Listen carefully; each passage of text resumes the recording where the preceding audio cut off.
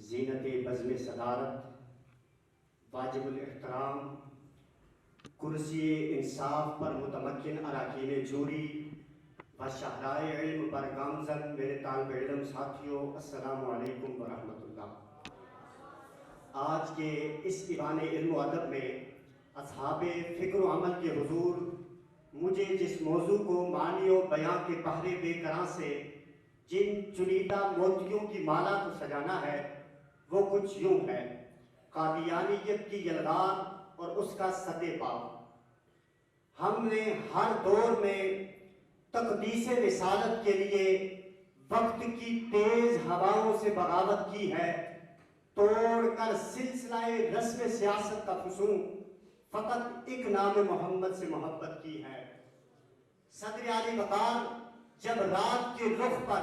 صبح و تنویر بکھر گئی، جب نگاہوں سے پردے اٹھتے ہی ہر چیز نکھر گئی، جب پہاڑوں اور صحراؤں سے کونے لپک پڑے، جب برگ و شجر خوشی سے جھومنے لگ پڑے اور پھولوں اور کلیوں کے جام چھلک پڑے، چرند و پرند آپس میں نغمات مسدد گانے لگے، عروس صبح عالم کیتی سے تاریکیوں کے نام و نشان مٹا کر نئی آن بان شان سے اتری اور فضائے دہر پر رحمت کے بادل چھا گئے، اور یہ صدا آئی کہ سید العالمین آ گئے، تاجدار ختم نبوت آ گئے۔ جناب صدر حضور صلی اللہ علیہ وآلہ وسلم کے لطف و کرم اور بیش بہا احسانات کو بھول کر کچھ پیمان ہوا و ہوس اور متلاشیان عیش کوش نے اپنے خبث باطنی کا مظاہرہ کرتے ہوئے جناب رسول ہاشمی صلی اللہ علیہ وآلہ وسلم کی ختم نبوت پر نقب زنی کرنے کی ناکام کوشش کی۔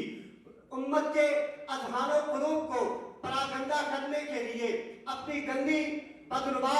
غیر اخلاقی ذہنیت کا اظہار کیا گیا۔ اسلام کو صفحہ ہستی سے مٹانے کے لیے ان الجھے مکاشفات، بکسے تحیلات، لات و منات، محمل نظریات اور اندھے مشاہدات، جنسی تجربات اور فطرت مخالف اور شعور سوز مذہب نے ایڑی چوٹی کا زور لگایا۔ اسلام کو مقید کرنے،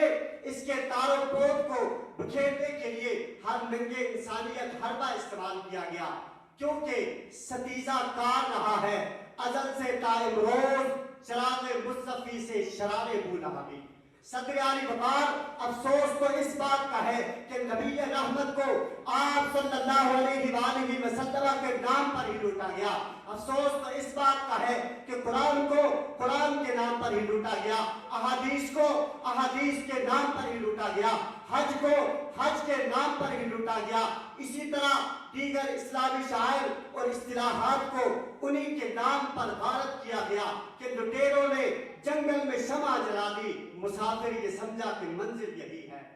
صدر علی وقار، اس کی قیادت ننگے دین، ننگے وطن، ننگے انسانیت اور تاریخ انسانیت کے بدترین برہم عدل کے مصداق مرزا قادیانی کو سونپی۔ کفر نے جب اپنا کفریہ لباس اتارا، کفریہ ہتھیار توڑ ڈالے اور چہرے سے کفریہ نشانات مٹا کر کفریہ عادات و اطوار، چال، رنگ، ڈھنگ ترک کر کے جب کفر نے اسلامی لباس پہنا اور چہرے پر داڑھی سجا لی اور ماتھے پر محراب ابھارا، ہاتھ میں تسبیح اور بغل میں چھری اور منہ پر رام رام، لباس خضر میں ایسی راہزنی کی کہ ان کی پہچان ہی مشکل ہو گئی۔ لیکن علماء امت نے ہر دور میں ان بدنما دغوں کو سر اٹھانے سے پہلے ہی کچل دیا۔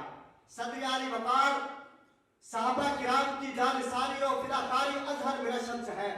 سرفروشی و جانثاری کا یہی وہ لافانی جذبہ ہے جس سے باطل ہمیشہ لرزا و ترسا رہا ہے۔ واقعات کا تسلسل دیکھیے، حالات کے نشیب و فراز میں جھانکیے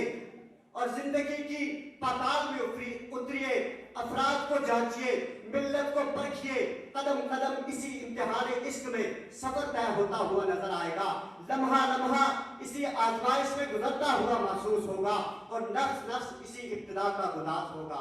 اسلامی تاریخ میں اس فطرہ نے اپنی تمام تر کارستانیوں کے ساتھ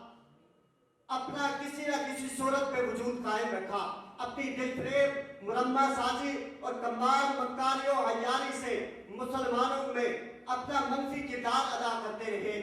یہ فتنہ اس قدر تباہ کن اور ایمان شکن ہے کہ اس کے سد باب کے لیے ہر زمانے میں محافظین دین و ملت لا یخافون لومۃ لائم کی عملی تصویر بن کر میدان عمل میں آئے، اور اس نازک رشتے اور والہانہ تعلق پہ جہاں بھی دراڑ ڈالنے کی کوشش کی گئی تو پاسبان دین و ملت پہ مسلمانوں کے جذبہ عشق متاع حیات کو بچانے خم پھونک کر میدان عمل میں آئے۔ صدر عالی وقار موجودہ دور کی حساسیت کو پیش نظر رکھتے ہوئے آج ہر ایک کی یہ ذمہ داری ہے کہ نسل نو میں فتنہ انکار ختم نبوت کے بارے میں آگاہی پیدا کرے۔ جس طرح بچوں کو 2 اور 3 کے پہاڑے اور حروف ابجد انتہائی جانفشانی کے ساتھ لکھائے اور پڑھائے جاتے ہیں، اسی طرح بلکہ اس سے بڑھ کر عقیدہ ختم نبوت کا ان میں شعور پیدا کیا جائے تاکہ انجانے میں بھی ان کے ایمان پر کوئی ڈاکہ نہ ڈال سکے۔ سکول، کالجز، یونیورسٹیز میں زیر تعلیم طلباء و طالبات میں خاص طور پر اس عام اور حساس عقیدے کے بارے میں مکمل شعور و آگاہی پیدا کرنے کی اشد ضرورت ہے، کیونکہ ان تعلیمی اداروں میں بہت سے نام نہاد رہبر، لیکچرار، پروفیسر لباس خضر میں رہزنی کرنے میں مصروف ہیں۔ آپ کی سماعتوں کا بے حد شکریہ۔